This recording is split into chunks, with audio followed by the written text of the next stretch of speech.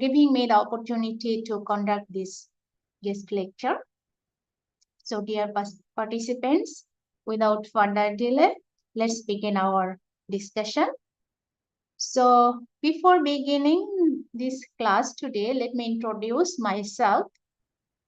I'm Dr. Kuliah, Research Fellow at Unkuaji Center for Development Studies, University Malaya, Malaysia. So basically, today I'm going to talk about the market goods and non-market goods. What are the basic concept of market goods and non-market goods? Why these market goods and non-market goods are important? And what are the main characteristics of these two goods? And how do we model the public goods? And why the market failure of the public goods? And different types of externalities, and also how do we model the negative externalities, and property rights, what are the benefits of the property rights actually, and finally we conclude our discussion with conclusion.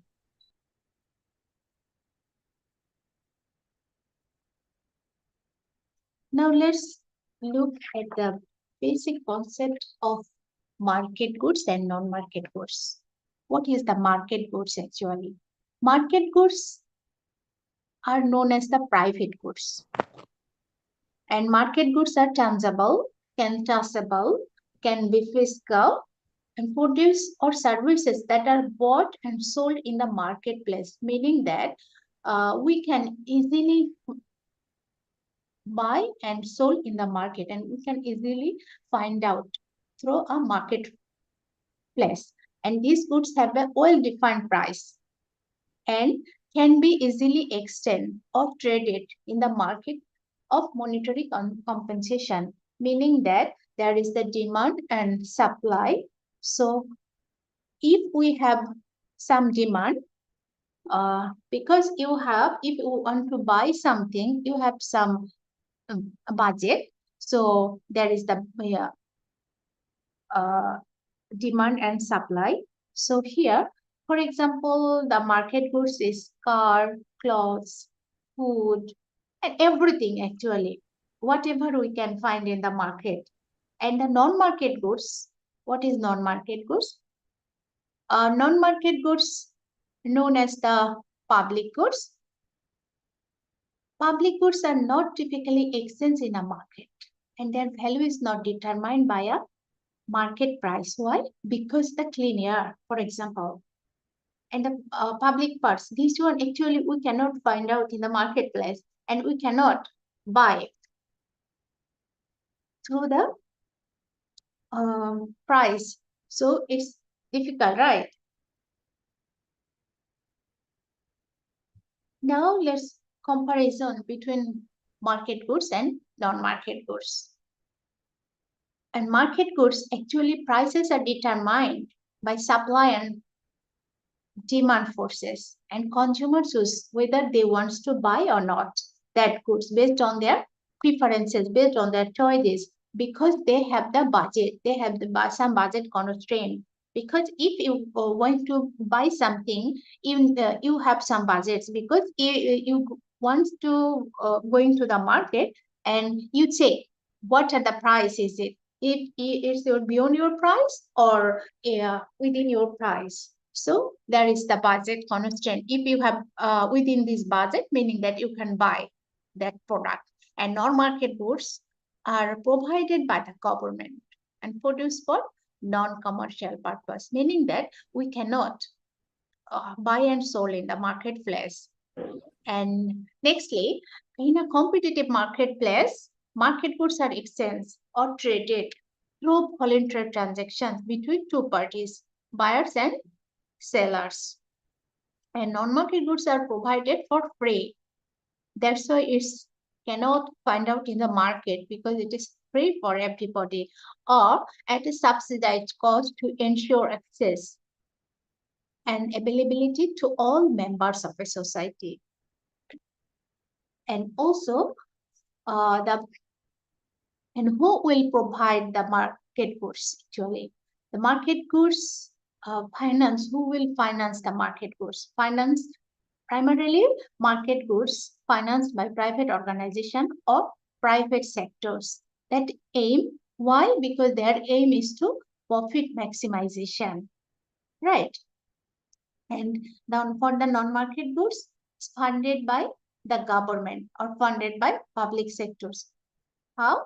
Such as taxes or the government budgets. The government may directly provide these goods sometimes, or services or support their provision by private organizations. Sometimes they support and give to the private organization to maintain these goods. Now let's look at the importance of public goods and private goods. Is it clear? Okay, thank you.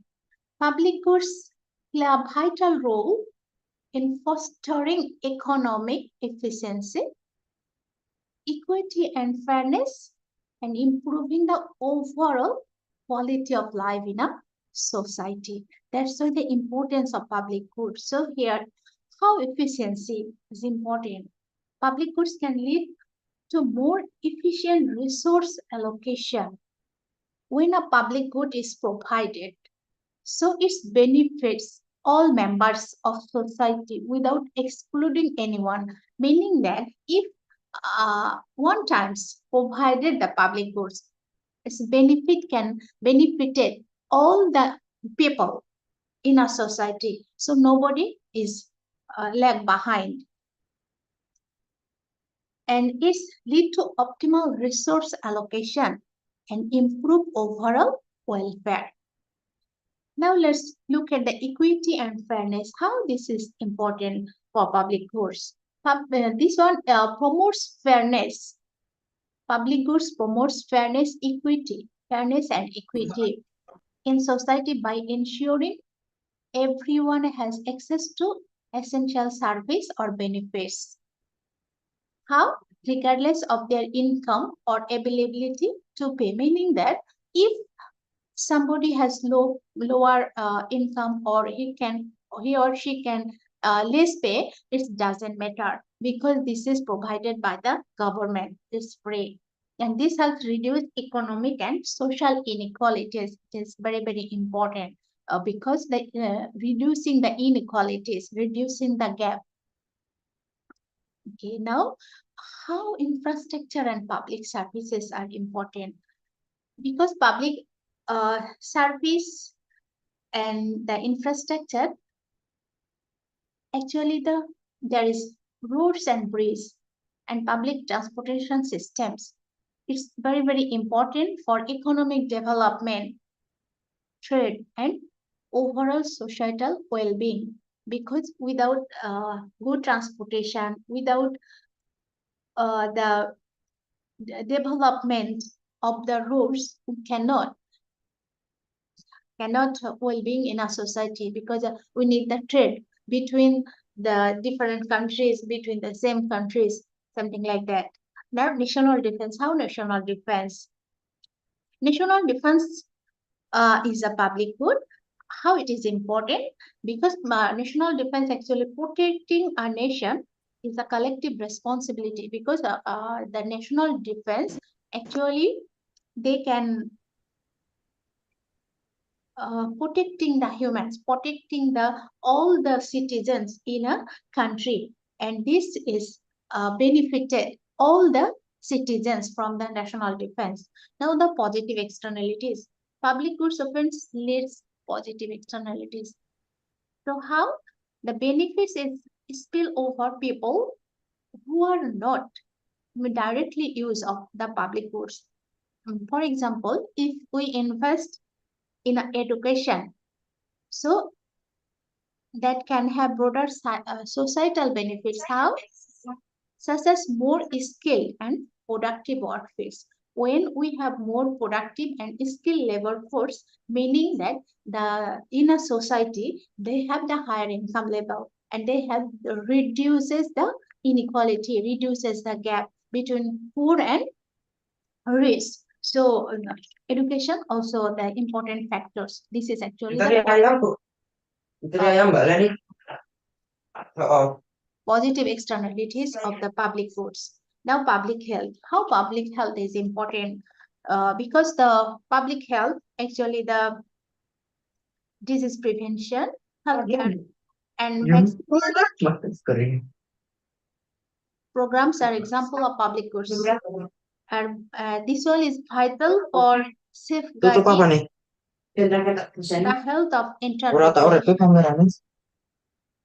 They also play a important role in preventing the spread of contagious disease. For example, the COVID-19, the vaccination is important because this is the public goods.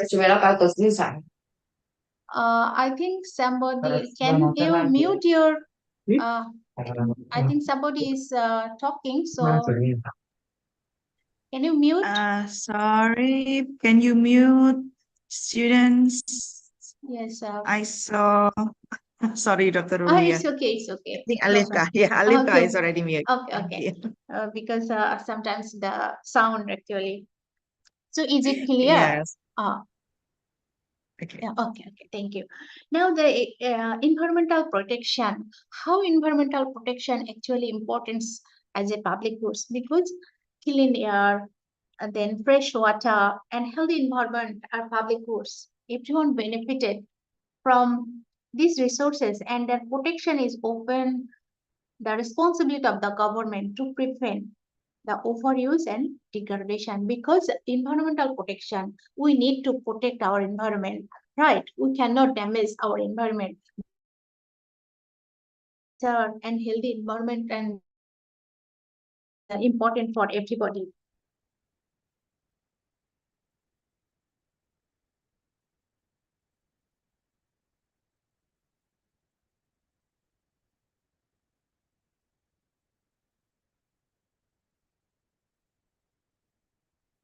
Now let's look at the importance of private goods. Why private goods is important for us? Private goods actually importance because the resource allocation, economic efficiency, incentives, innovation, consumer choice, job creation, then property rights, and creates also the generates the government revenue.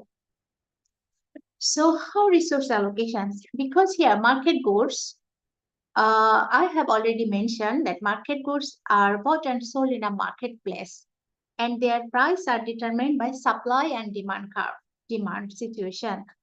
So this mechanism, efficiency direct resource toward the production of goods, and consumers wants that one.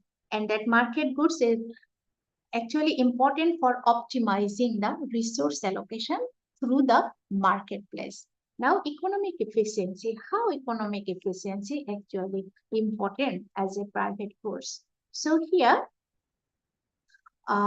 this one market goods actually based on the competition and consumer preferences. Whatever consumer choose or like, then the private organization or factory, they can produce that goods. An efficient allocation of resources result in lower costs and higher productivity and overall economic efficiency, right? Now, how incentives for innovation? Because the farms or factories aim is the profit maximization. This profit motive in the market encourages businesses to innovate new products or investment something for high quality of goods, and this one changing the consumer's mind or their preferences. This leads to technological advancement and improvements of good over time. Then now choice and consumers welfare. Through the market demands or market goods, consumers wants to choose their various types of products various types of quality of goods and brands they choose, because this is their preferences, and allowing them to purchase that goods. Because if farms or factory produce more quality of goods or branded, they consumers, they wants to buy these products. And job creation. Okay, next, job creation. How job creations is important for private goods. Okay. Okay, so private goods actually to the market economics and their production and consumption contribute to economic growth and job creation. Private sectors is a significant source of employment and entrepreneurship. How? Uh, because in the private sectors, if they use the higher technology, so they need the skillful labor, so there they can create the job opportunities and the entrepreneurship also, they can businesses purpose the property rights and ownership. Why the property rights is important? Because the property rights, if you have the rights of the property, the clear property rights, which allow the individuals to own, transfer and trade of these goods, meaning that if I know this property is mine, so I can take care of this property, and I can do it by myself. It's best, and I can use this is the best way. And if this is the government property, meaning that nobody is on this one, so who will care? Nobody will care this one. So that's why the property rights is important. Now the government revenue. How government revenue? So here from the private goods, actually taxes on the market goods, such as sales tax. Because sometimes government, actually private goods, they needs to tax to the government, and this tax generate significant government revenue, increase the government revenue to fund the public service and infrastructure development through this tax.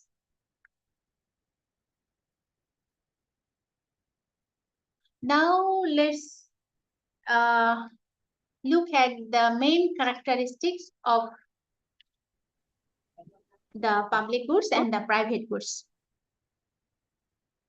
Okay, so what are the main characteristics of the private goods? So here, two main characteristics of private goods is excludability and rivalry. What is excludability? This means that access the good can be restricted, and it is possible to prevent people from using it if they have not paid for it. What does it mean? Excludability. Meaning that if some goods or some product I can pay, then I can easily use. If I will not pay, then I cannot use it. So what are the examples of the excludability? For example, the movie tickets, road tolls, and also the club memberships. So how this one? When we buy, for example, I want to purchase a ticket to watch a movie or theater. So when I buy this ticket, I'm the granted access to watch this specific movie, right? And the theater staff actually can easily prevent non-ticket holders from entering the screening area, making it is excludable service. Because if you are paid, then you can only enjoy these benefits. If you are not paid, you cannot enjoy it. This is actually the excludability. And one more example is road tolls. Uh, you know, this one, yeah, I can see here.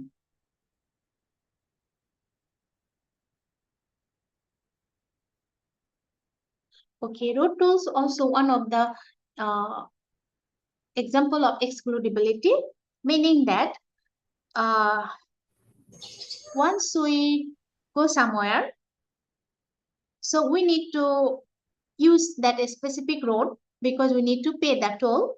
So if we pay the toll for the highways, so if we pay, meaning that I can use or you can use that road without paying that toll. You cannot access that way. You cannot go this way. So this is also the excludability.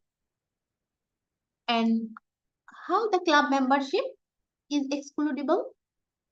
Okay, so here some of the club uh, memberships, for example, the fitness club or any other private social class, so they require individuals to become membership. And how?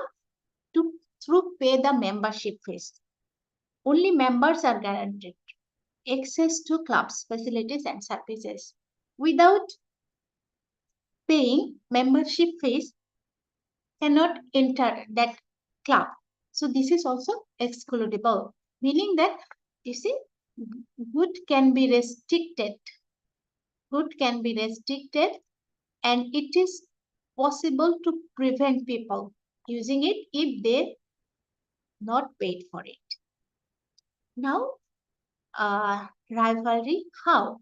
Rivalry, because this is actually two characteristics of private goods.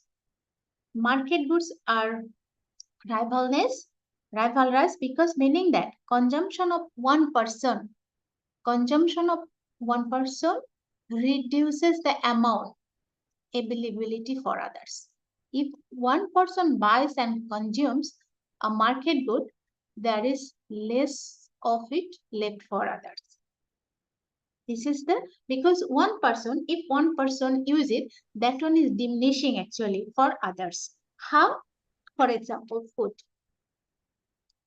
When we eat a piece of pizza or a sandwich, that food is no longer available for someone else to consume because we already consume it. And this is actually consumption diminishing of the quality of food remaining. Now next example, for example, is gasoline or petrol.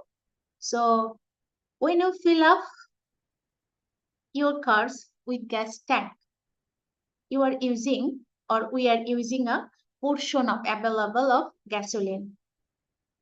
That means there is less for others to use until the station is refilled, meaning that we already use the gasoline, but that one is reduce the availability for others.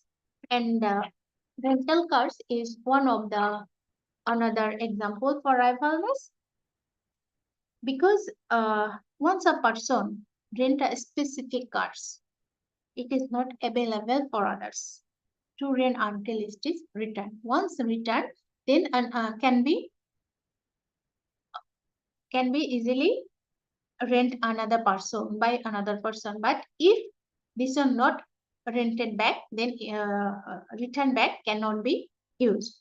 Now, hotel rooms also another example of rivalry. Hotel rooms are typically rivalness because occupied by one guest means that room is not available for others until it is packed and clean. Because meaning that once suppose uh, I want to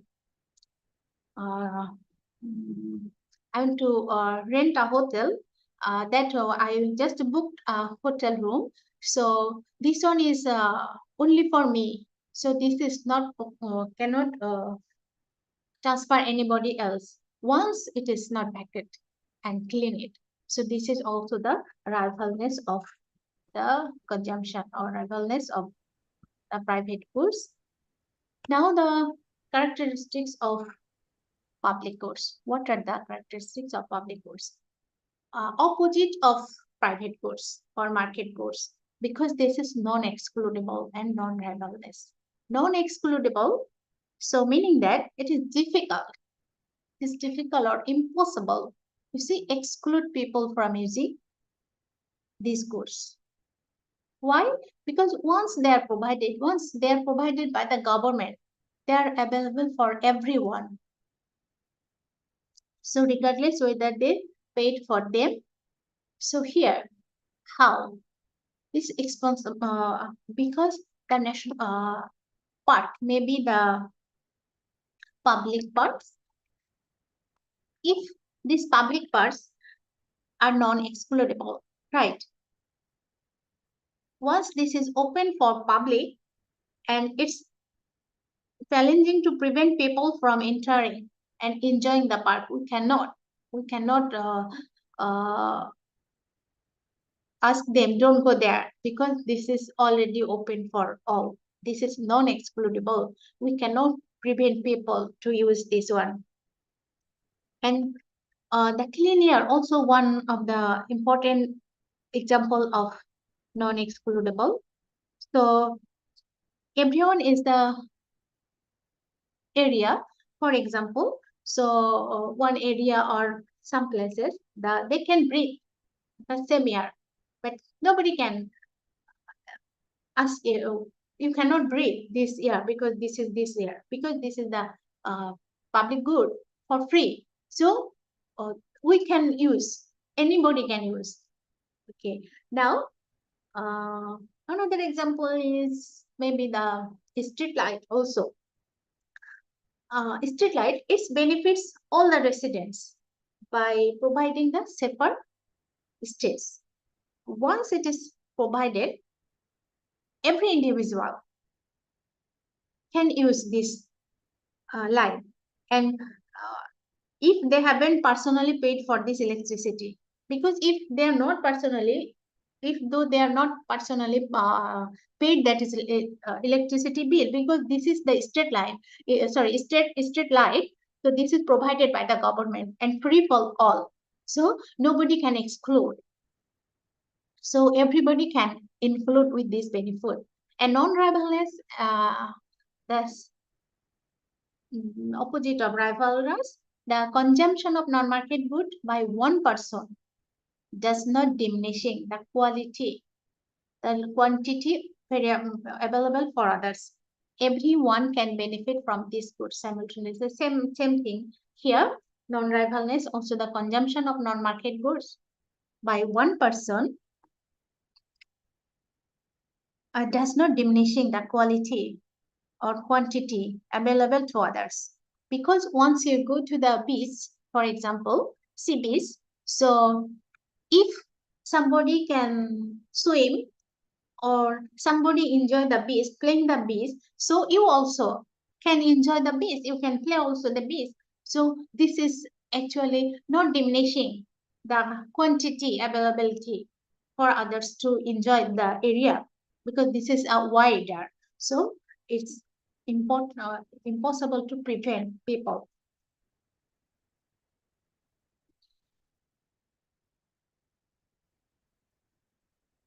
Now let's look at the different types of goods. I have already mentioned that thing. So here is just at a glance, we can see here. We have excludable, non-excludable, rivalness and non-rivalness characteristics. So the private goods are rival and excludable. For example, t-shirt, I have already mentioned. All the market goods that are bought and sold in the marketplace, that one, cell phones, haircuts, groceries, and public goods, actually non-rivalness and non-excludable in characteristics. So here, national defense, free radio station, public education, national parks, etc. So non-rivalness and non-excludable. And now the common property resources.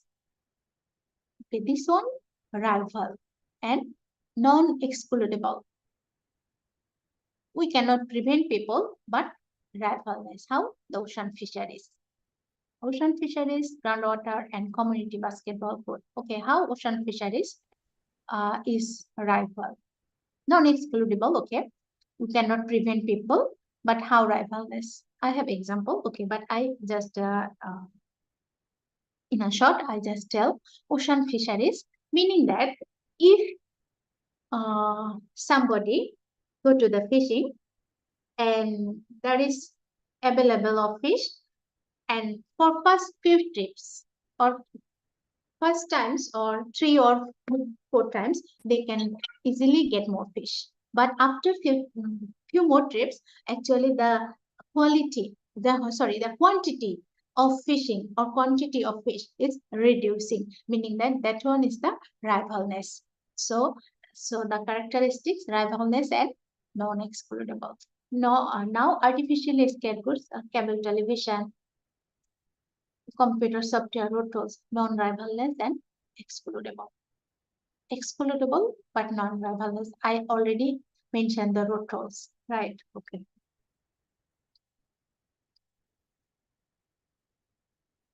Okay, now here I've already mentioned this is actually the summary.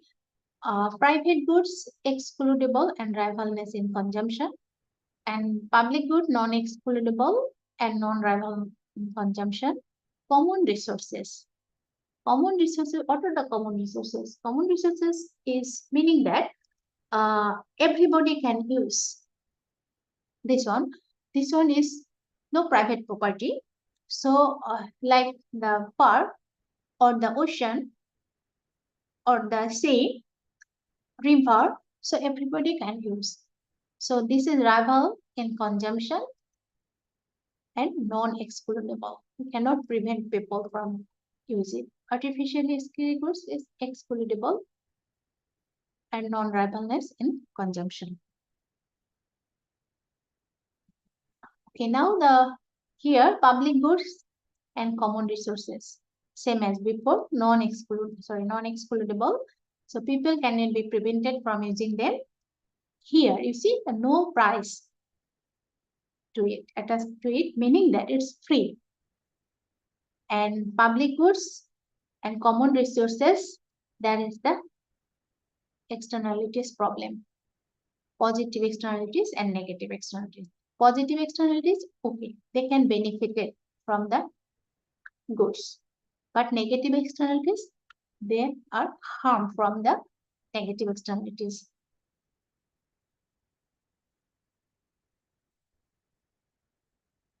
Okay, any question?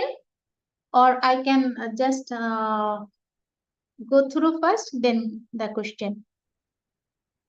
Any question? Is it clear?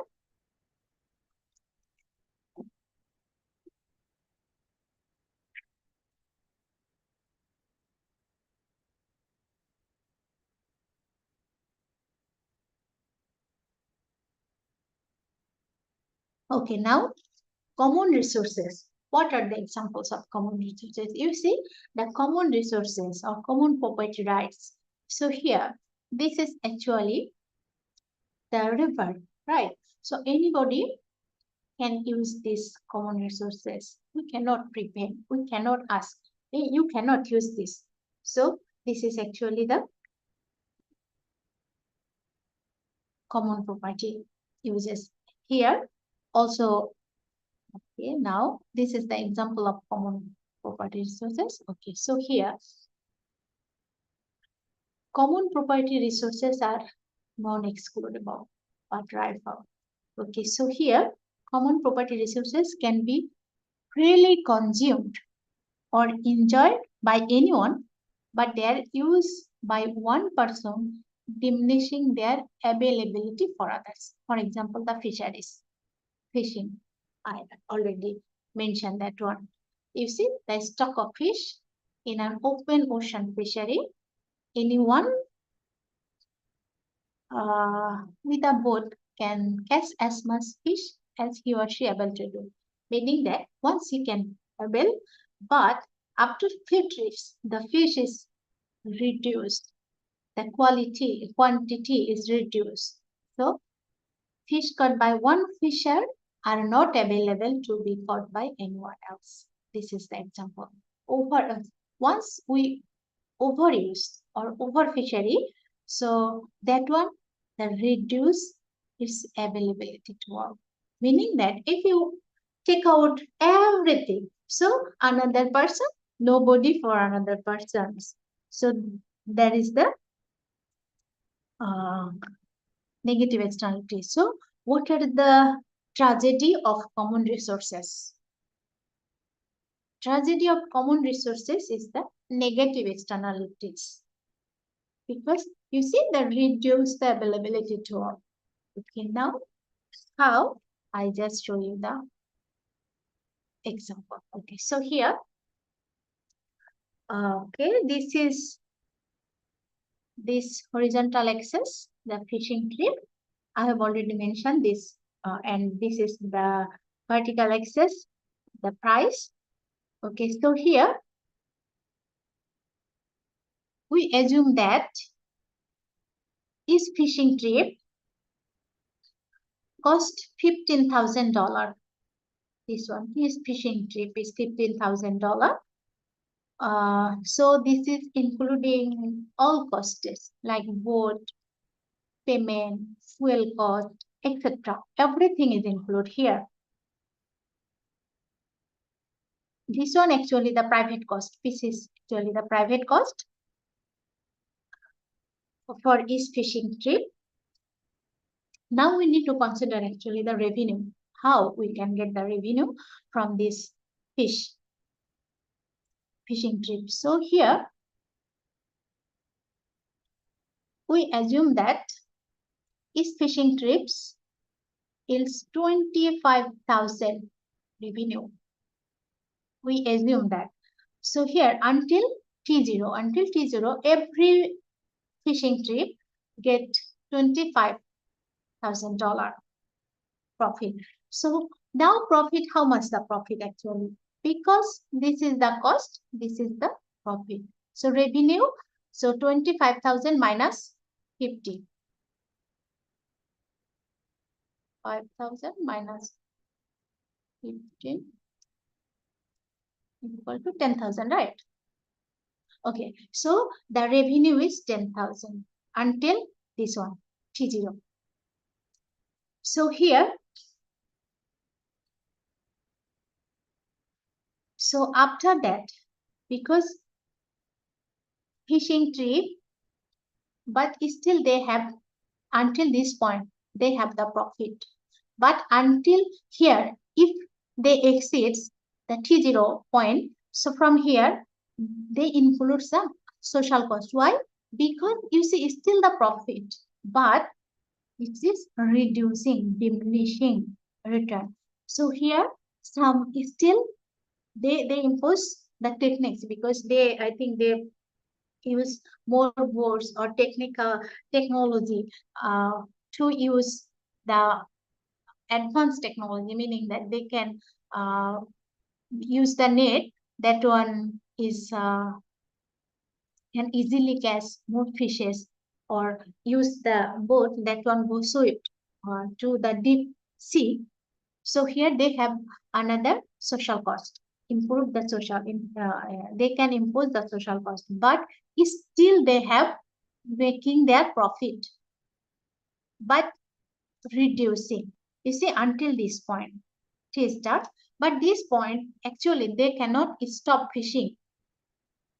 They can still fishing. Why? Because still they can profit until this point. They have the social cost. They include the cost. Sorry, no? Okay, but still they have profit. So they cannot stop in this point.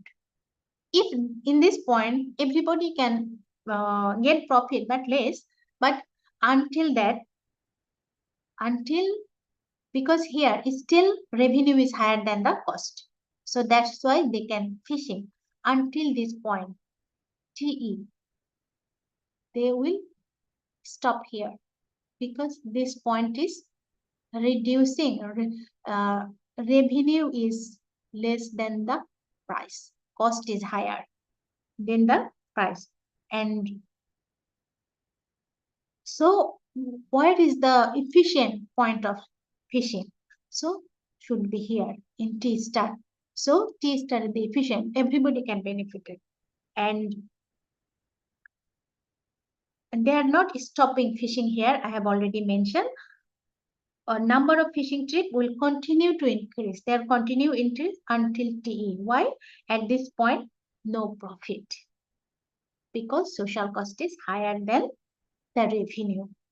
And this is significantly economics inefficiency. And how this is the health of the fishery begin to decline because reducing, diminishing. Okay. So this is actually the problem of the common property uses. If we have the right, so we cannot do it. So now, next, we can see the how artificially scarce wood.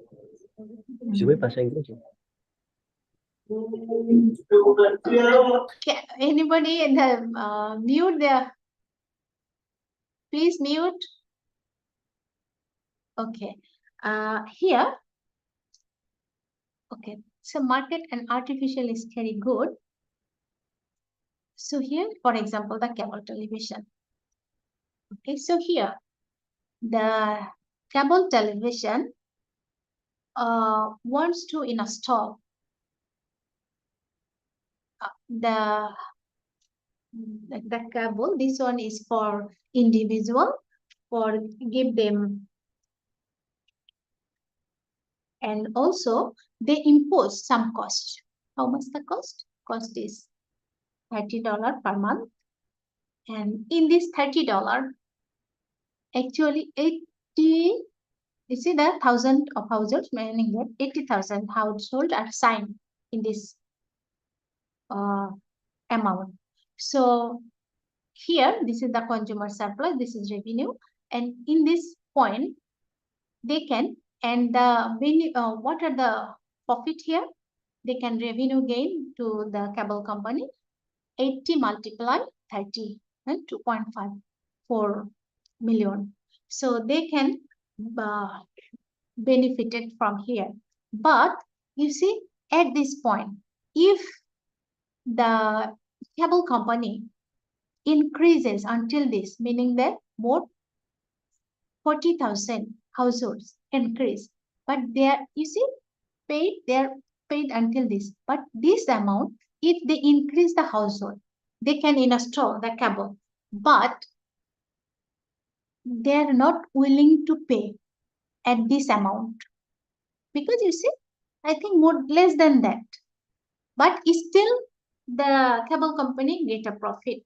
But in this case, cable company, yes, they can install with this amount because still they can make the profit. And this is the societal welfare gain. So here, this that one actually not diminishing the quality of this 80,000 households for the cable television. They can easily, because if they include the more households, also the same benefited they can use. They are not diminishing quality. So this is actually the artificially scared goods characteristics, how they can make profit. Okay, now how can we model the public goods and the market for the environmental quality? Because actually, why market public goods is a market environmental quality for a modeling a public goods market for the environmental quality. So public goods generates market failure. Why? Why market goods? Why the market failure of the public goods? Why? Because I have already mentioned non-rivalness and non-excludability of the characteristics. Because nobody can care about it, but everybody will have benefited from the public goods because non-rivalness and non-excludability of the characteristics. So Then market incentives from achieving an allocative efficiency outcome. This is actually the problem because of the non-rivalness and excludability characteristics. So achieving an allocative efficiency equilibrium, we need two goods, right? Market goods, we need a public goods and market demand. Okay, we need well-defined supply and demand curve because I have already mentioned if we need the market goods, so we need two sides, market side, demand side and supply side. So here in the public good, we need this one. So how? We will show you later. Now the market goods, market demand for public good, how we can do it? So aggregate, meaning that we add or sum up demand all the consumers in the market and drive the, you see the particle is summing their individuals demands. We can add up all the individuals, then we can find out the market demand. Okay, so here we assume this is actually our market supply and this is our market demand. So here demand for consumer 1 is this one and demand for consumer 2 is this one. So we adding up, I have already mentioned. So how do we get this one? Actually we get this one because once we adding up this one, we get this one. This is actually the market demand. You see, this is the market demand. We have market demand, we have market supply. So, okay, now you see the public environmental quality because we consider as a public good is a environmental quality. So, for example, here the air quality. So we need to improve the air quality. So here percentage of sulfur dioxide abatement or reduction. So here our market supply price. So if anybody wants to here 5% reduce the abatement from the air, the sulfur dioxide 5%. So what are the supply price here? 7.75. We just substitute here the value. Once 10%, so this one is 11.50. So we just substitute here US because we need to reduce the abatement level of the air and we need to improve our air quality. So if, excuse me.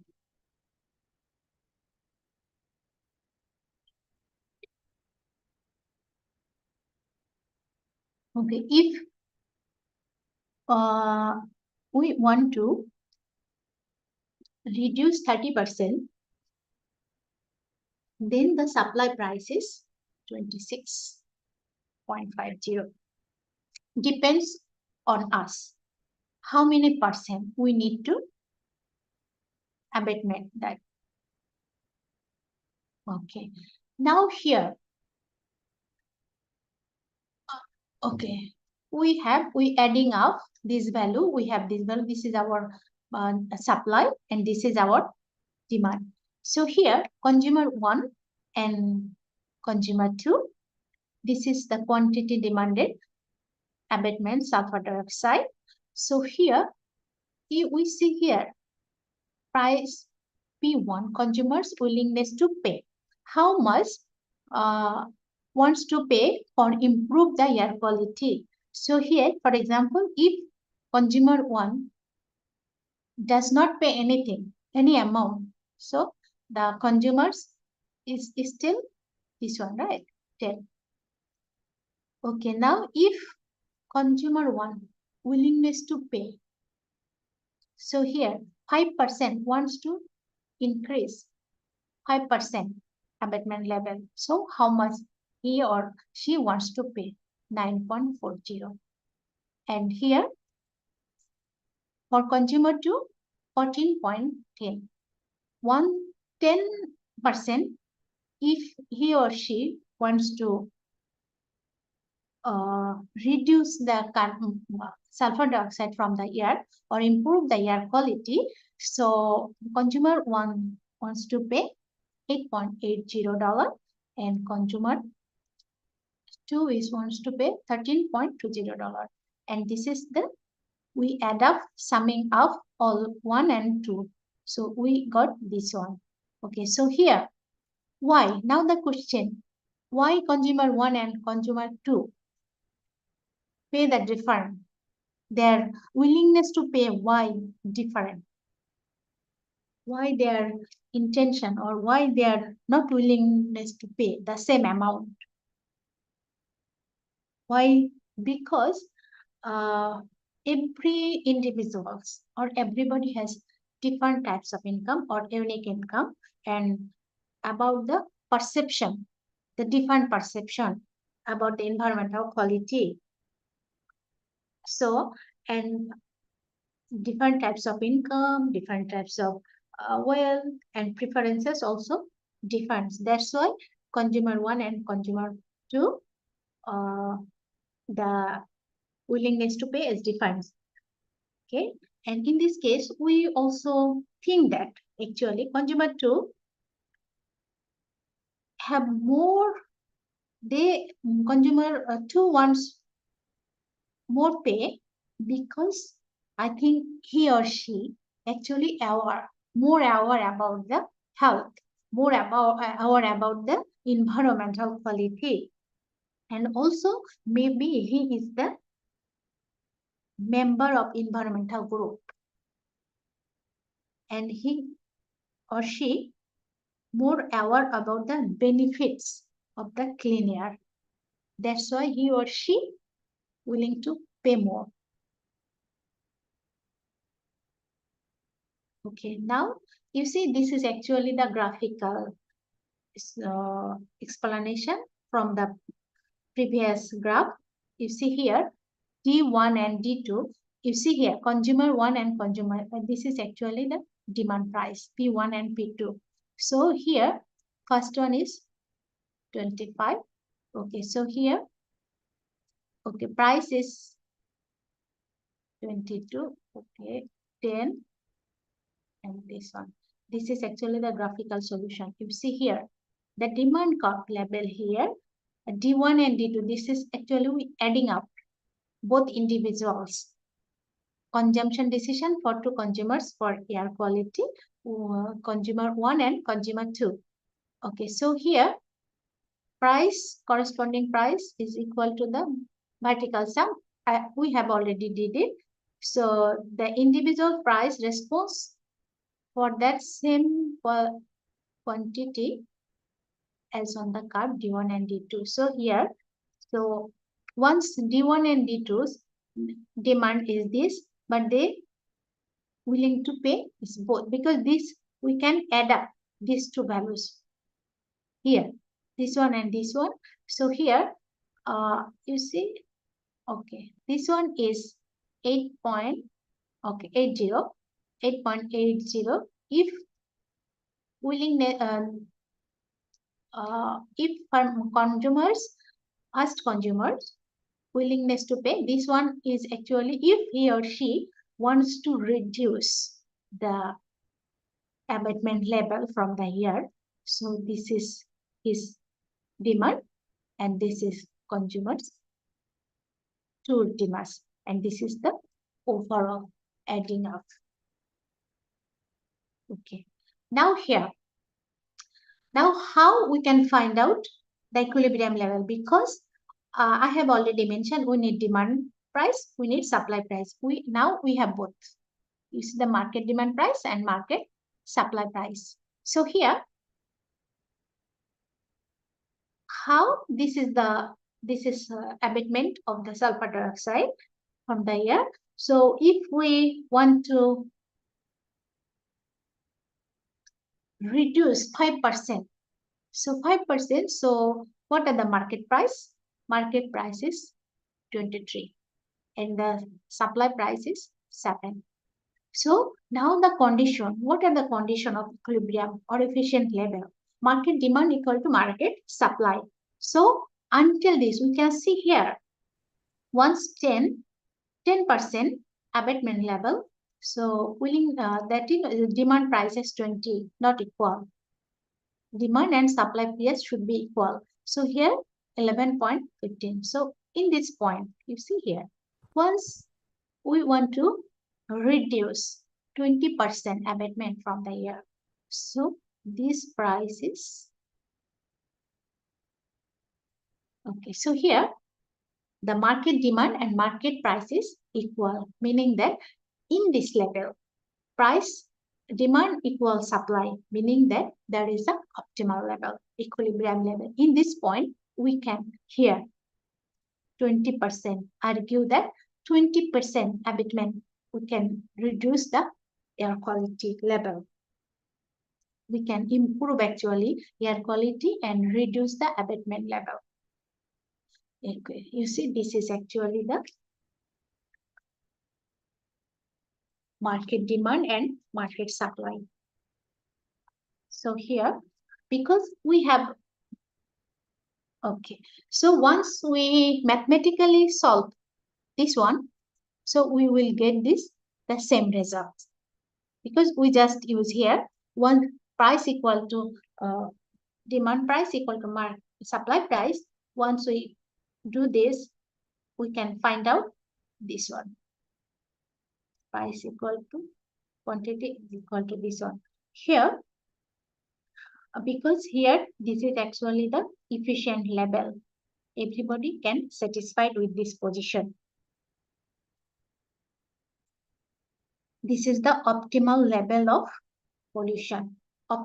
In this point, we can accept this. Everybody will happy. Not more than this. If more than this, meaning that not efficient, not equilibrium, we are not happy about that. Because price equal quantity, we accept this point. Supply and demand equal the same.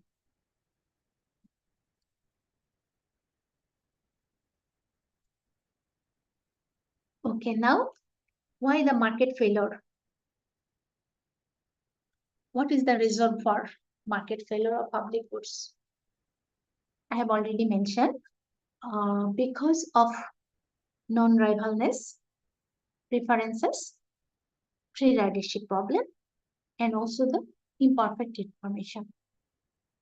Because you see here, non-rivalness and preferences,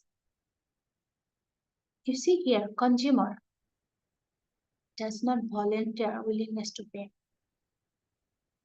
because the lack of market incentives. Here, they are not willingness to pay because they are not well aware about the environmental quality, not aware about the health, not aware about environment are benefited. They actually don't know.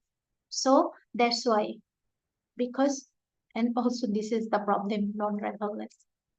Okay, now free ridership, same thing, free ridership problem. If I get something from free, so why should I care? This is the, because somebody is paying for them, but I can still the benefited from them, benefited. So I am not care about this. So that's why the free ridership also problem. Free ridership. Consumption are accessible without paying for them, meaning that we can access the goods without paying this. So free ridership. Now imperfect information. How imperfect information?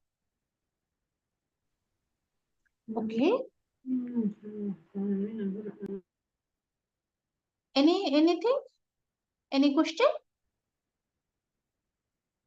Okay. So here imperfect information. How? Because the public good is a environmental goods and thus market demand is undefined because we cannot define the market price of the public good. What are the demand? What are the price of this market goods?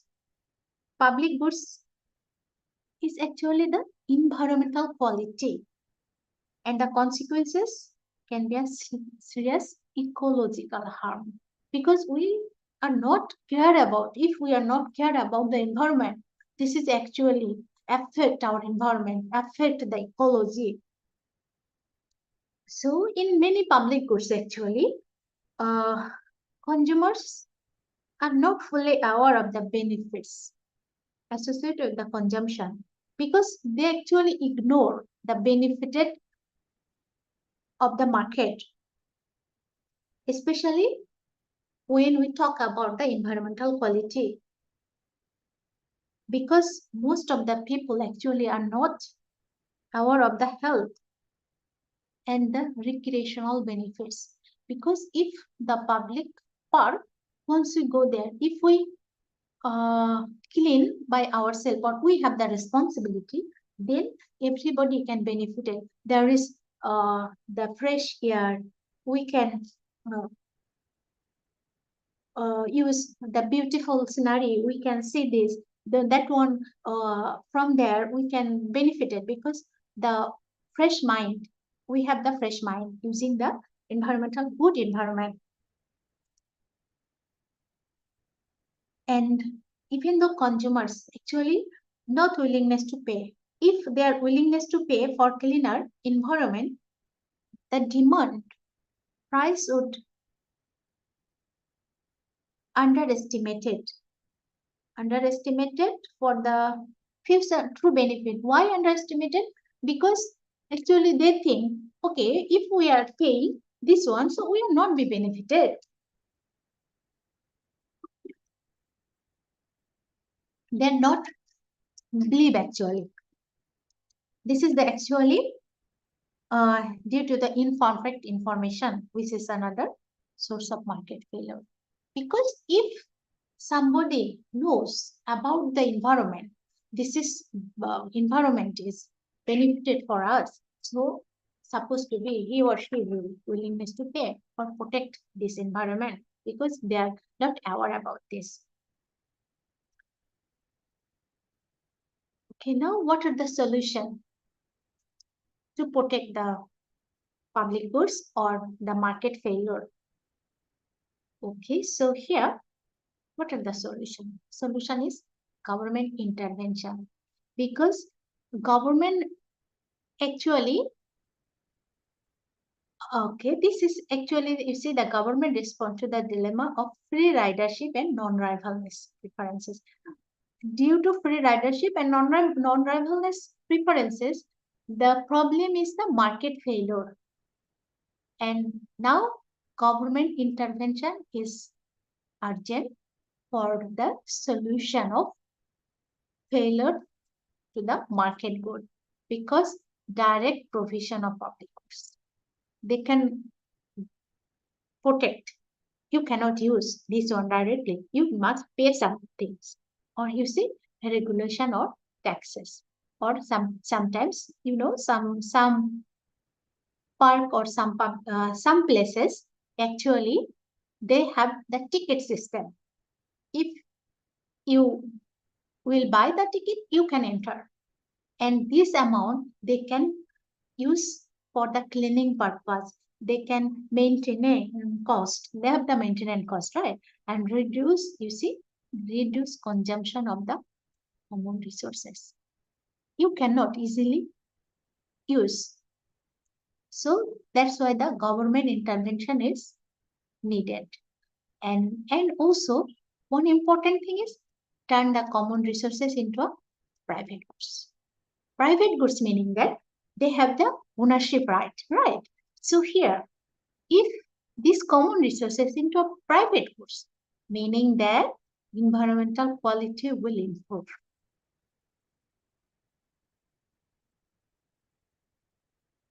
Okay, now we need to say the externalities problem. What are the problems of externalities? Why externalities actually why externalities here? Externalities actually, what is this externalities? Externalities actually are the side effects or spillover effects of an economic activities that affect third parties who are not directly involved in the activities. Because here, overuses something. So we are not actually, we are not directly involved these activities, but other person are the affected. Third parties will be the affected.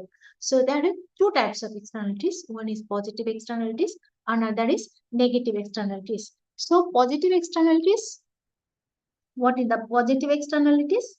So positive externalities actually generates the benefits from the third parties. Benefits. How?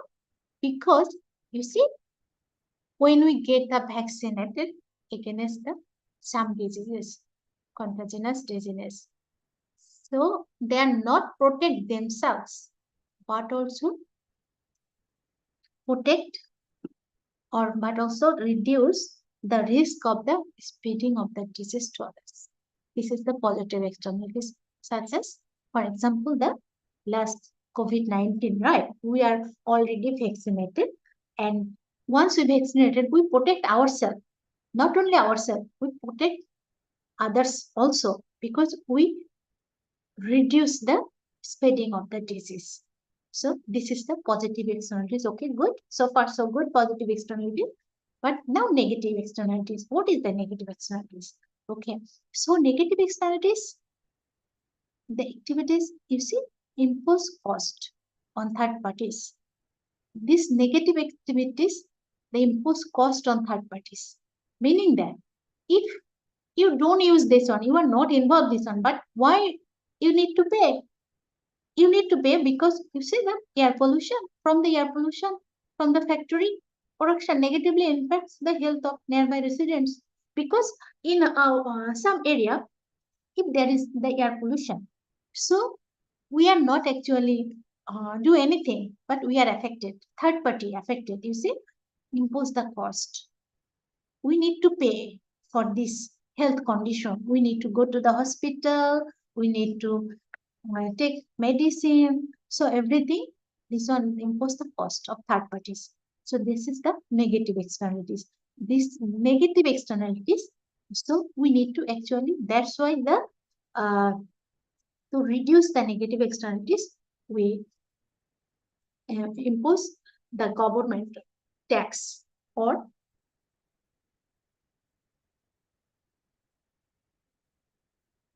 okay. Now the environmental externalities. What are the environmental externalities?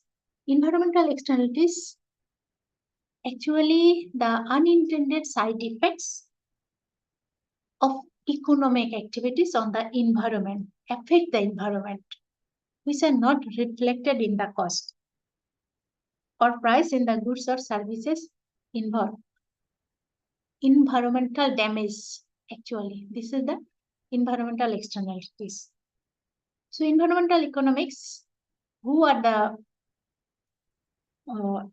interested with this? Environmental economics are interested in externalities that damage the atmosphere, water supply, and natural resources, and overall quality of life, because they are interested about this.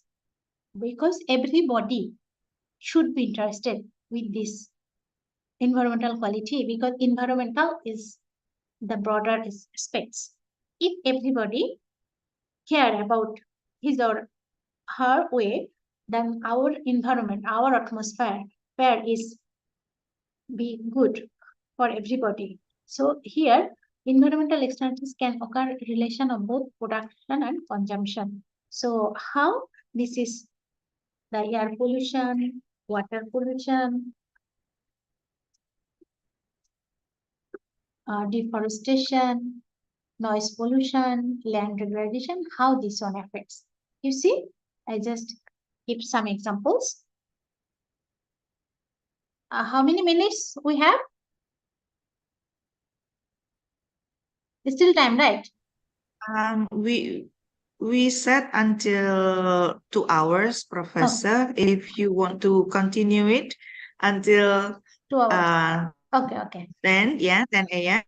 Okay, is that's okay. But okay. if you have That's open question answer, okay. it's Okay, that's good because I have more, so I cannot finish 10:30. Cannot. So 2 hours is good. Okay. Now, okay. So here some of the examples of environmental externalities. So how this one affect actually? You see, this is actually the air pollution. How this one affect when factories or vehicle release this pollutant into the atmosphere. So it can lead to poor air quality. And poor air quality, meaning that we have the health problems and climate change. This negative effect, what are these effects? These negative effects affect our health, affect our environment. Because if everybody is sick, what happened? This is the problem. Now, water pollution. What are the water pollution affects the environmental externalities? When we discharge chemicals or waste into the water bodies, like rivers, oceans, can harm. What are the harms? Harms the aquatic ecosystem and affect drinking water quality nearby the communities, meaning that inside the water, actually they are affected. So we lose our biodiversity. Now deforestation, you see, the cleaning of the forest for agriculture or developing purpose, whatever. This can lead to loss of diversity and contribute to climate change. This is also important for environmental externalities. This is happening, right? And the noise pollution. Okay, so what are the effects of noise pollution? Excessive noise pollution from the industries or transportation or construction that don't have adverse effect of human, wildlife, and overall quality of life, right? So this is also important factors. Now, land degradation. You see, over exploiting of land through activities uh, like mining. So this reduce the agricultural productivity and habitat destructions. If this one affect both environmental and local communities, if reduce the agricultural productivity, what happen? Food security, affect the food security, and food security meaning that increase the poverty level, right? Everything is related to each other. Now habitat destruction, you see, uh, construction and development can destroy the natural habitat for various species and leading to the biodiversity loss and potential ecosystem in imbalance because we need all the animals. Nowadays, actually, lot of forests. We destroy lot of forests because lot of population nowadays increasing the population. We developed the building industry, so we lost our biodiversity. We lost our species, because that one balance our biodiversity. So we lose our biodiversity, and biodiversity loss meaning that that one is affect the climate change. And climate change, you see here, once this one ice is melting, right?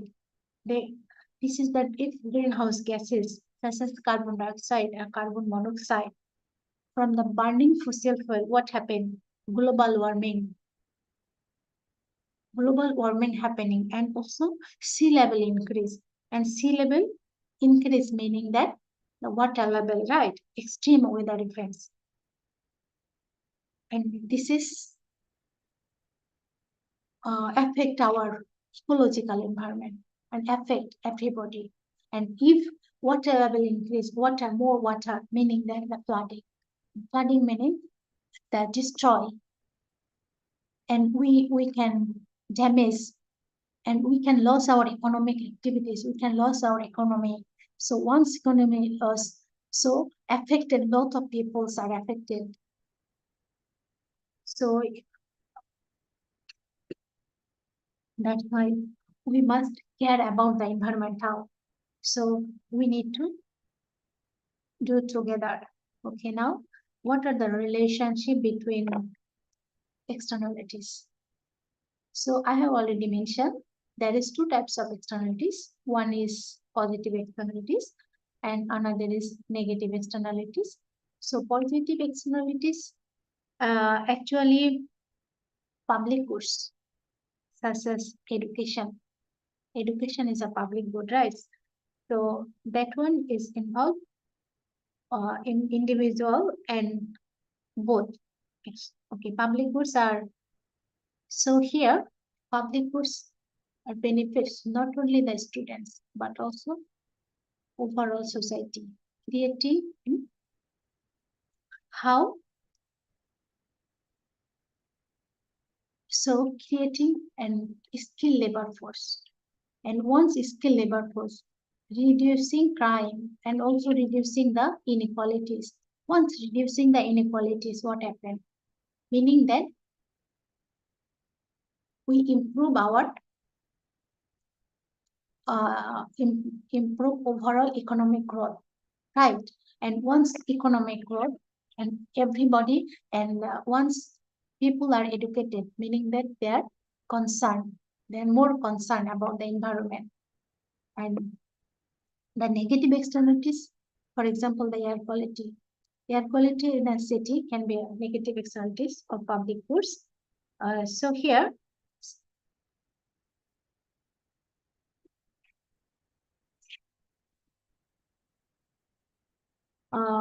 actually, when the factories or vehicles in the city emit pollutant like carbon dioxide particles into the matter, into the air, they creates the negative externalities. Here, what? Because we are affected through the negative environmental or negative externalities through the air pollution. We can breathe this air, right?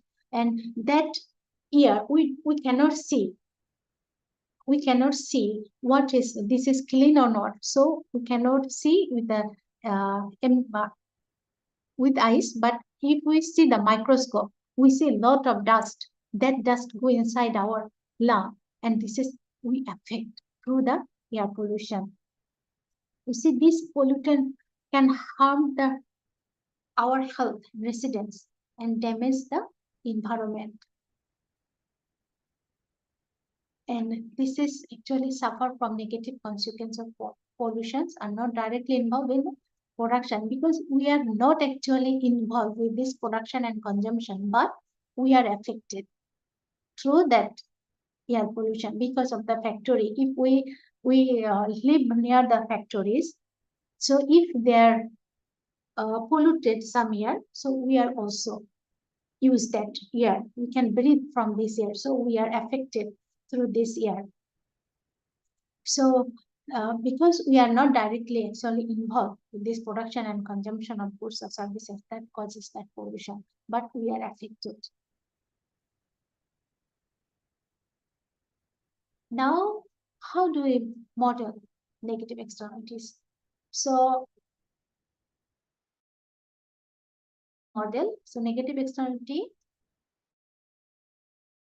Okay, so we need the relevant market. Okay, so here we have actually the goods is refined petroleum products, and the refined, okay, we need the market. So market, once we need the market, we need demand and supply, right? Okay, supply function, here we just private cost, and demand function is the marginal benefit. We just assume this one. So here same graph actually. So here once we once the environmental quality is a public good, so we must do the demand and supply function. We must do it. And once demand and supply, so here supply function actually marginal private cost, and this is the marginal benefit. Once marginal cost and marginal benefit is equal, meaning that there is the efficient equilibrium level occurred. And efficient equilibrium level meaning that everybody will happy about this, because in this point after or above this point we cannot actually go above or beyond this, because if we go this beyond we need to pay more. Okay, now here modeling, how do you do negative externalities? Actually modeling the environmental damage, negative externalities. So here inefficient and the competitive equilibrium, because we have two types of equilibrium. One is competitive equilibrium, one is efficient equilibrium. So here, okay, because the problem with this equilibrium, we ignore the external cost because we have a lot of cost, right? We just ignore the external cost to the society. Why? To contaminate. Oh, okay, water supplies caused by refined petroleum production. That one actually the example actually. Market exchange and not forces into the private decision. Here, cost of production are the external to the market exchange and not private market decision, not forced into the private decisions. It's depend actually. Now here, how do we model this one? Because that time we ignore the external cost. Okay, so here we assume the market external cost, marginal external cost is 5%. We assume that. So here, how the marginal cost, marginal social cost. So the sum of we adding up the marginal private cost and the marginal external cost. We adding up, then we can get the marginal external cost. We assume this is 5% and marginal social benefit, how we adding up or sum up the marginal private benefit and marginal external benefit. Okay, same thing here. This okay. Now this is the competitive equilibrium, efficient equilibrium level. How efficient equilibrium level occur here?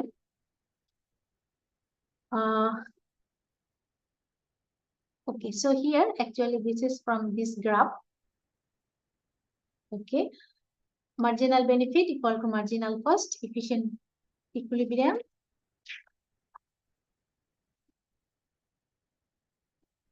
Okay, just okay. So here, this is actually the competitive equilibrium. Competitive equilibrium, this is efficient equilibrium.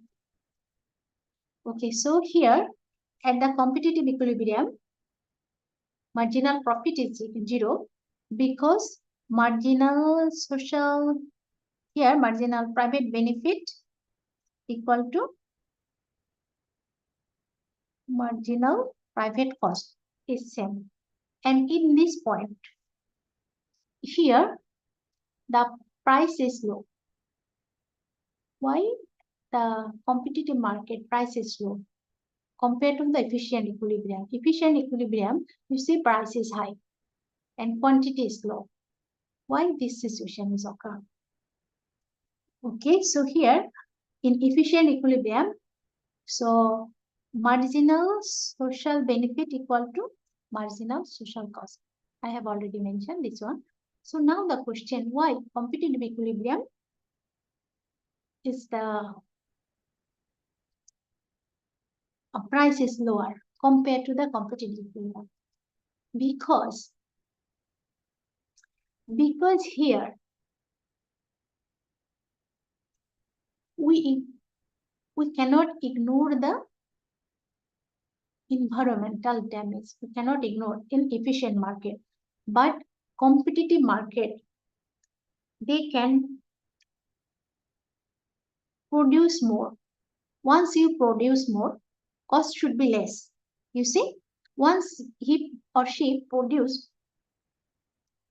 160 quantity of barrels oil, so the price is $22 per barrel here. But you see here, price is low because the quantity is higher. And once this quantity is higher, meaning that they ignore the environment. And once we ignore the environment, so what happened? We damage our environment. That is the external, negative externality to the environment. So that's why we here, that's why the competitive equilibrium, the price is lower compared to efficient equilibrium. So after that, competitive equilibrium, actually not efficient point. Efficient point is this one because marginal social cost equal to marginal benefit is equal.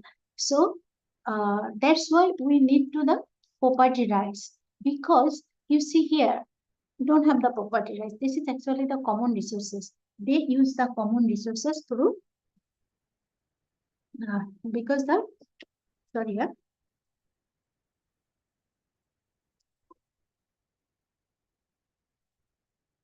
public goods, they use the public goods, so ignore the positives. Okay, now the summary of the equilibrium. This is the competitive equilibrium. Marginal private benefit equal to marginal private cost, and marginal revenue is 0. And in efficient equilibrium, marginal social benefit equal to marginal social cost. So here, so marginal, we just solve algebraically, then we can find out marginal benefit equal to marginal external cost.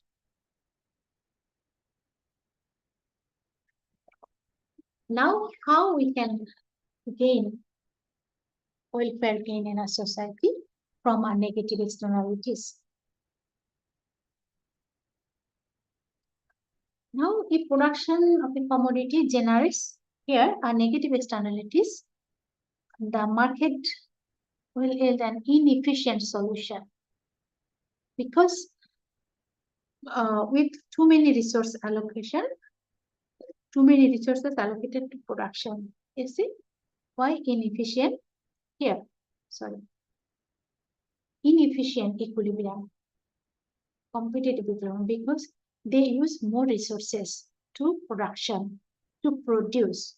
So too many resources allocated to the production. That's why this is inefficiency production. Okay, now this one. How we gain from this is how we can gain actually from the negative externalities. So here,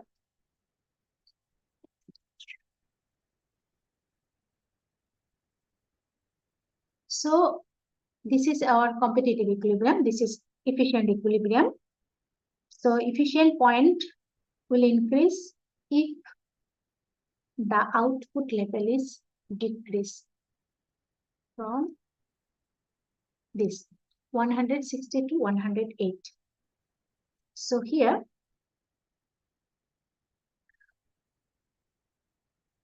then this point adjusted increase society's welfare. How we can get the welfare in this?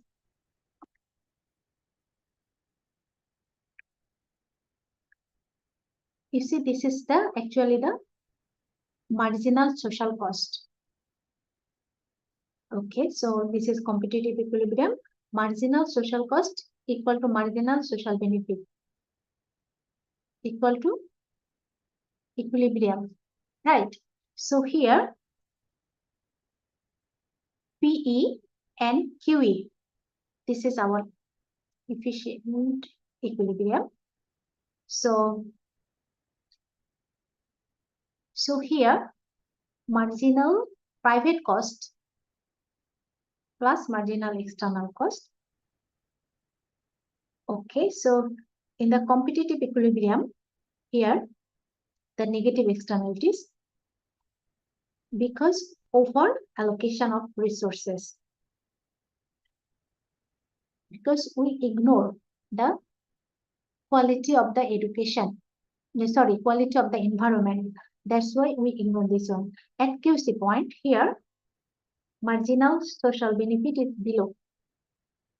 Marginal here, this is below the marginal social cost. Social cost is higher than the marginal benefit. In the competitive market, price is low because the marginal external cost is not captured here. And from the firm perspectives here, this is actually the loss. Why? Why is it this one? Because why this is profit loss? Because they can produce until this, but if he or she want to reduce the production, meaning that they can until this point. So here, this is their profit loss. And from the society's perspectives, how they gain this point until this whole point area. But how the societies gain? This is the gain. So how do we gain? The reduction. You see, we can reduction in the external cost and decrease W, X, Y. Efficiency in health and education damage. So this is actually gain for, sorry, GAIN. Okay, this is gain from the society.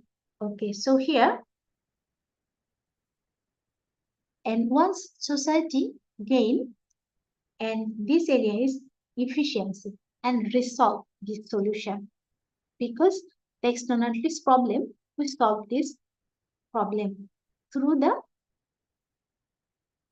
reduction of the problem, and efficiency is resolved. We can come to this point again, meaning that the society are improved from this area.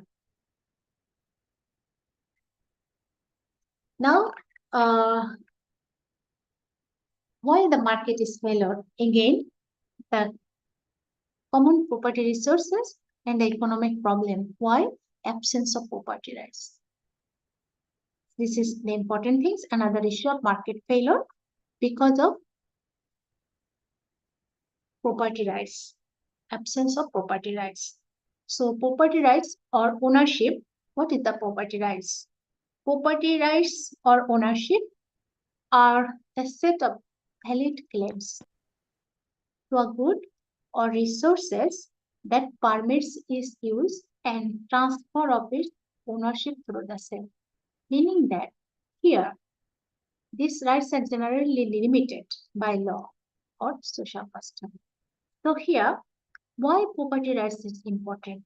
So from the perspectives of resource allocation, the ownership of resources is clearly said to be clearly defined if there is 4 conditions satisfied.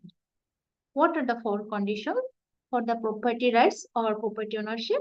First one is the ownership right. Property rights or ownership rights. How ownership rights of the resource are completely specified, meaning that its qualitative or quantitative features as well as the boundaries are clearly demarcated. So this is the first assumption. Assumption 2 is rights are completely exclusive, meaning that what are the advantage or disadvantage goes through the owner. And thirdly, the ownership are transferable. You see, transfer. So thirdly, the ownership is transferable, meaning that resource can be exchange through the will of the owners. If owner want to give somebody, it depends on him or her. He or she can do it because he has the right of the property. Now, fourthly, ownership is enforceable. You see, enforceable. That is the ownership resources legally protected by law or social custom. So if these four conditions are satisfied, then individuals will guarantee that resources are allocated to where they are highly appreciated. Meaning that if you have the property rights, so you can take care of your property, you can do it whatever you want. So this is not the common property. So this is your personal property. So you must take care of this. So you are the responsible of this. Okay, now, so absence of property rights, so Donald Coase or the Nobel laureate, the Coase, he assigned up property rights. So even there is the externalities, so we will bargaining such an efficient solution to be obtained. So he, the Ronald Coase, actually he used that the bargaining power.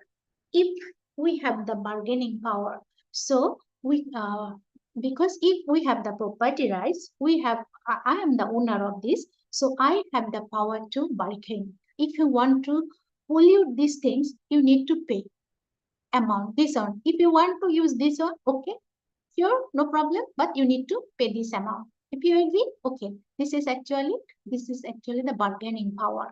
So we need the bargaining power of the ownership. Either there is the externalities, no problem, but we have the bargaining power. If we have bargaining power, we can go through the balance or in efficiency equilibrium in the private, the public goods we can use. So there is the assumption, there is two assumption of the Coase theorem. Transaction are costless. Actually, transaction are not costless. Why he said this one? Because transaction are ignored because he wants to ignore the complexity of the cost association with real world transaction. There is also some cost like and also why? Because of the theories. Based on the theories, they just ignore this thing. And there is some cost like information cost, maybe search cost, time cost, risk cost, because everything is based on the cost, right? Nothing is free. Not in the private public goods, right? Public goods is free, but okay, now damages are accessible and measurable. How? Because of the bargaining power. If you have the bargaining power, so we can tolerate this one.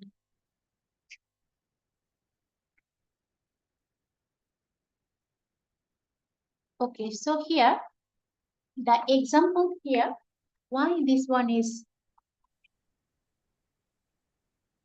the property rights, the bargaining power, how this one important to reach our efficient level or equilibrium. So we assume here there is two farms. One is the paper mill and one is fish hatchery. So their common resources, they want to use the common resources as the river. Both can use the common resources, but the problem is two farms.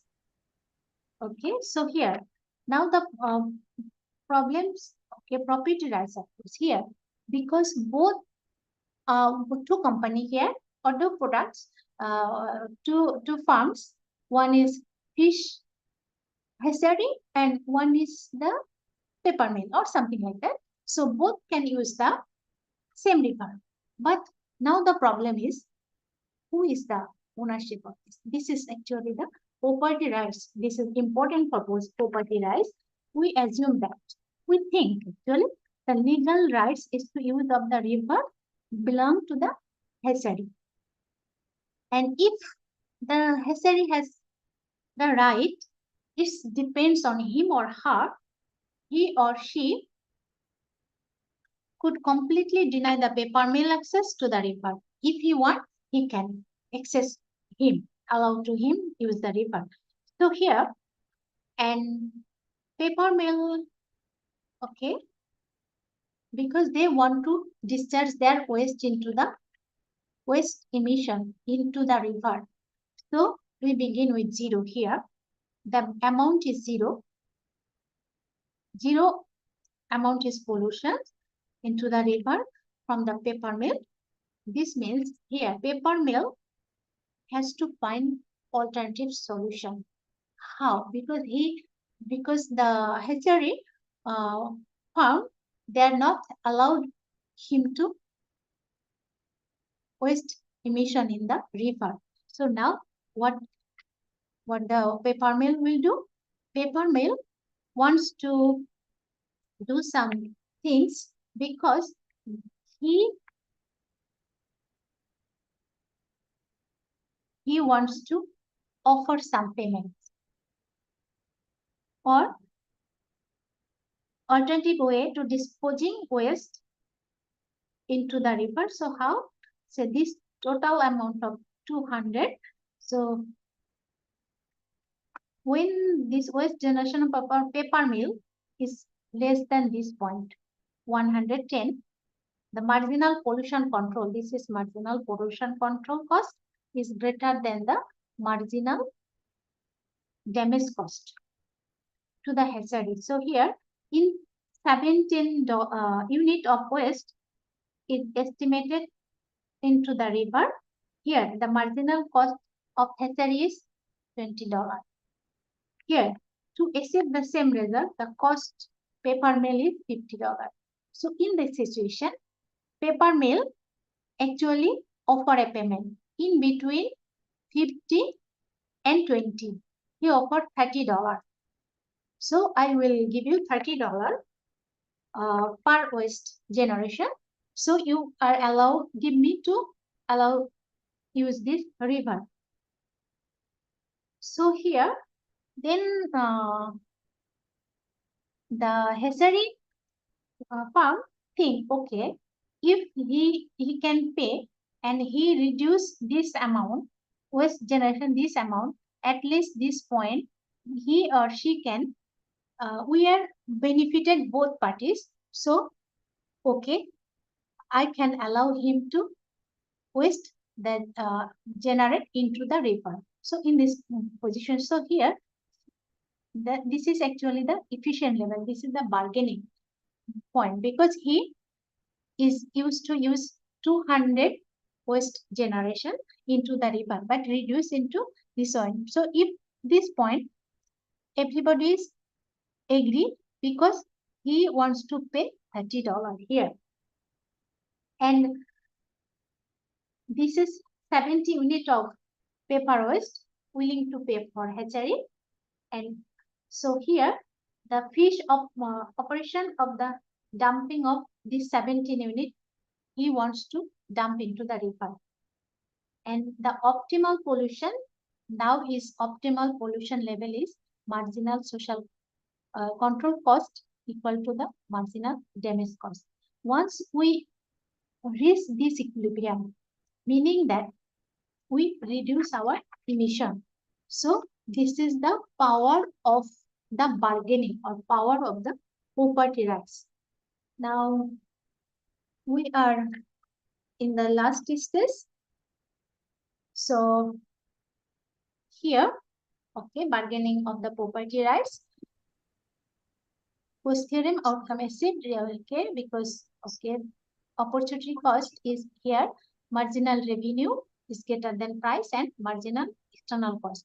Property rights, okay. So here, property rights leads an efficient outcome without any government intervention. So if here government will not intervene, but still we can reach in the efficient point. Right. Now, we can conclude how the actually economic theory. What are the economic theory? Economic theory argues that environmental issues persist due to the market failure. Why the market failure? And mainly because there are no property rights. That's why property rights is very, very important with associated resources like the atmosphere and water bodies. So if we have the rights, so we can control, we can reduce the pollution. So here the absence of ownership creates the lack of incentives for resource protection or pollution controls, leading to an inefficient allocation of resources and dealing with social well-being, societal decline with the societal well-being. So here, what are the solution again? The government intervention is typically required to address this market failure and receive an efficient equilibrium. So here, what are the point? Property rights is another issue. Is important to reduce the pollution or go to the efficient solution and achieve the equilibrium from required that. So here, government intervention also important for this one. Now, okay, I think I just finished the presentation today. So now any question?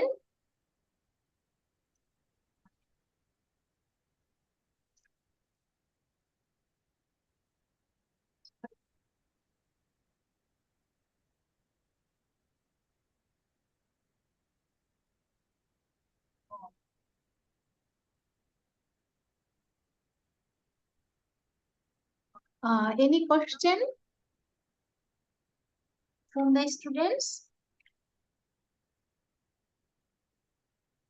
Any question?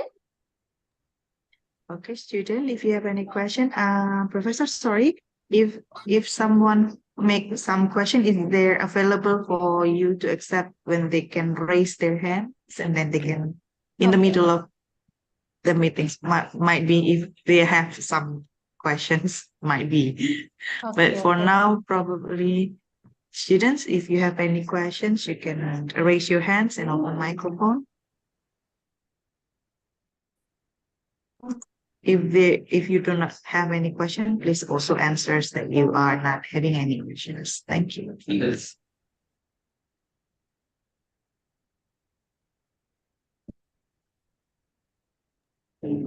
How is it, students? Do you have any questions? Okay. Okay, so what's Okay, your okay, Tiara, I think also have questions. Yes. Okay, what's the Sorry. question? I'm sorry I can on cam because my connection is unstable. Okay, maybe you can write in the chat box. Sorry. If okay, so if you have question, the connection is unstable, so maybe you can write in the chat box, then we can see.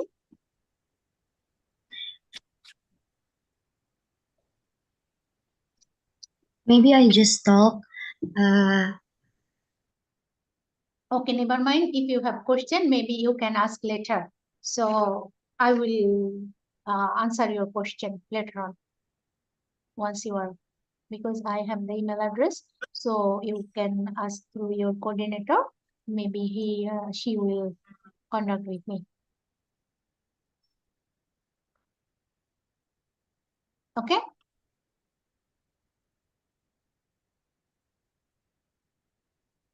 Any question?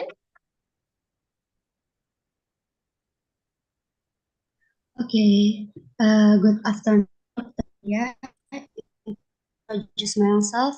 My name is Tiara. I wanna ask about importance of public goods and efficient allocation of goods. My question is, given the increase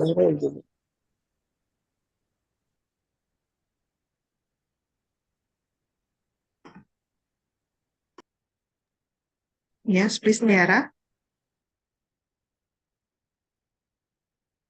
We cannot hear.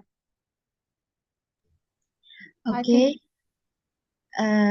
My question is, given the increasing importance of public goods like public health service and infrastructure, how can we adapt economics theories and policy approach to better address externalities and ensure the efficient allocation of these goods for the benefit of society? okay. Thank you for your question. Actually, public goods, there is the assumption is non-rivalness and excludability. This is actually a reason for market failure. So, for this reason, we cannot accept into the efficient equilibrium. So, in this situation, what should we do? Should be public goods can be private goods. How? Because public goods should be private goods, and they can have the property rights, because if they have the property rights, then he or she can use it efficiently, because nobody can use free ridership problem here. No free ridership problem if public goods is become the private goods. And the policymakers actually do it. Why? Because we need the efficient level of production and consumption. If not efficient level of production and consumption, then the more resource allocation will allow, they can destroy the environmental. They are actually not care about the environment. They ignore of the quality of the environment. They just use whatever he or she wants to, want more production, and their aim is to profit maximization. So once profit maximization, they actually reduce the quality, reduce the quality of good. Actually, they mix quantity. So once they use the public goods like this way, actually public goods diminishing the quality. So here, that's why public goods should be a private goods, and government intervention is important, and also the property rights also important to make the efficient points. I think I can answer your question. Any other question? Okay, thank you for your answer, Dr. Kuliah. Thank you.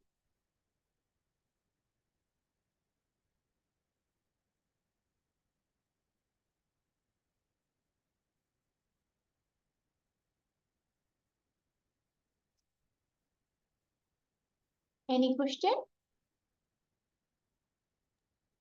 Okay, I think I saw Mbak Intan Soliha. You want to raise some questions? Okay.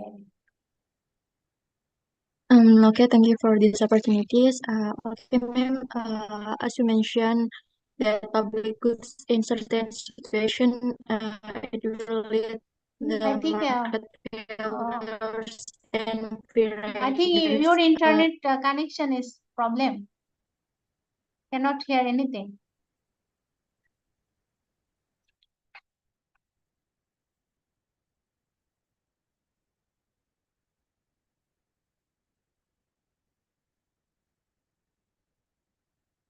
Dr. Julia, sorry, I think she sent in chat.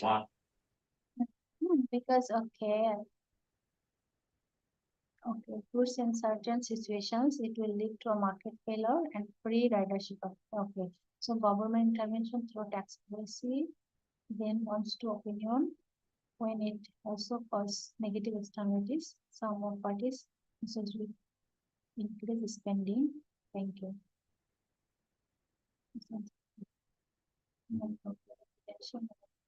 Public goods,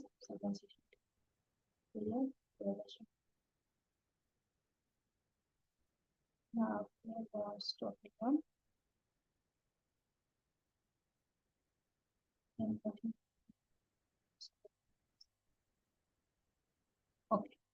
Okay, thank you for your question. Okay, so here you already mentioned public goods has the market failure for because of free ridership problem, government internships, tax. Okay, so here, what's my opinion when it also creates negative externalities? Okay, so here actually we impose tax, but we also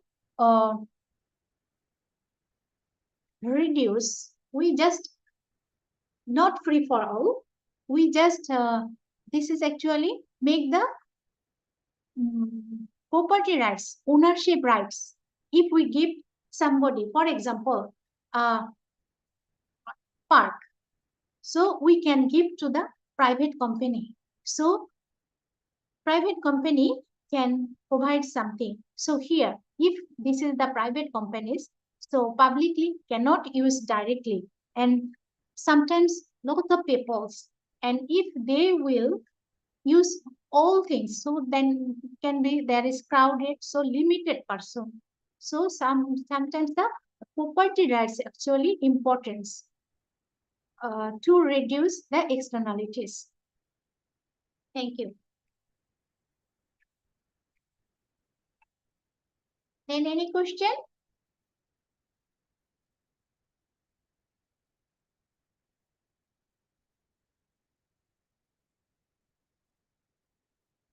Any other questions?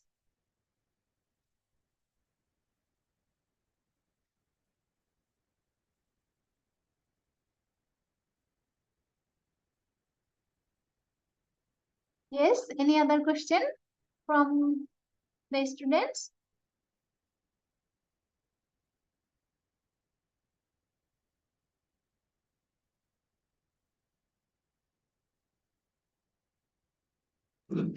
Okay, students, probably have any questions?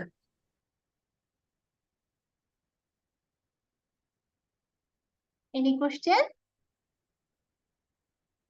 If no question, maybe because already 11, 2 hours, maybe we can conclude or wrap up. If you have any question, then maybe you can ask through your coordinator, then coordinator can give to me, I can try to solve your question. Okay, thank you so much, Dr. Rulia. I think the students do not have any further questions. I would like to say thank you Then to you Dr. can Rulia. mute. This is a very pleasure to invite you. Okay, thank you, Dr. Dia. I'm also glad. I'm also glad for delivering my lecture. Thank you very much for inviting me as a guest lecturer. So maybe if Yes, thank you so much, Dr. Rulia. I'm really sorry that my probably the voice in my laptop is not really clearly received because of the Rulia.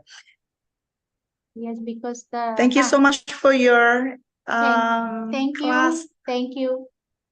I'm glad. Thank you for giving me the opportunity to give a lecture. Inshallah, next time we will meet together again.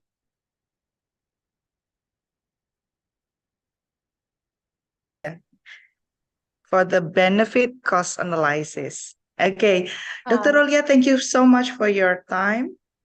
Okay, We will meet again in the next term. next time. Yes, thank you. Yes, and hopefully I can meet you during on my visit on UM, Oh, inshallah, sure. on December. Oh, all right. Yes, yes, inshallah. Thank you. Coming and Okay, thank you so okay, much, thank you. Dr. Rulia. Thank you, Doctor. everyone. Okay, thank you. Bye. Assalamualaikum. Okay, bye-bye, everyone. Bye.